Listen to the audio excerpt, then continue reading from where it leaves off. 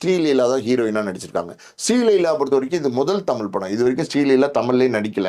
பல பேர் வந்து ஸ்ரீலீலாவை எப்படியாவது ஹீரோயினா போடணும்னு ட்ரை பண்ணி பார்க்குறாங்க. ஆனா அவங்க பயங்கர தெலுங்குல பிஸியா இருக்கிறதுனால, இல்ல என்னால வந்து தமிழ் படத்துல இப்ப நடிக்க முடியாது. நான் அவ்வளவு பிஸியா இருக்கேன் தெலுங்கு படத்துல. அதனால இப்ப முடியாது, இப்ப முடியாது, இப்ப முடியாதுன்னு பெரிய பெரிய ஹீரோஸ் படம் கேட்கும்போதெல்லாம் தள்ளிக்கிட்டே இருந்தாங்க.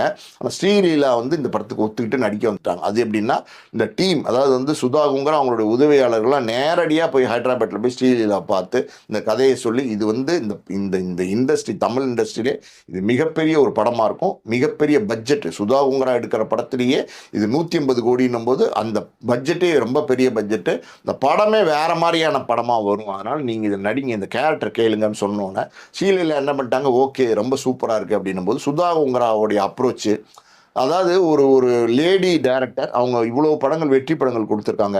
இறுதி சுட்டு மாதிரி இந்த படங்கள்லாம் சூரரை போட்டு சூரரை ரிப்போர்ட்லாம் கொடுத்துருக்காங்கன்னும் போது அவங்களுக்கு அந்த படம்லாம் பார்த்துட்டு இதில் நடிக்கணுன்ற ஆசை வந்துடுச்சு. அதனால ஸ்ரீலீலா அந்த படத்தில் நடிச்சிருக்காங்க. ஸோ மொத்தத்தில் பார்த்தீங்கன்னா இது ஒரு கமர்ஷியல் நல்ல கமர்ஷியல் பேக்கேஜ்.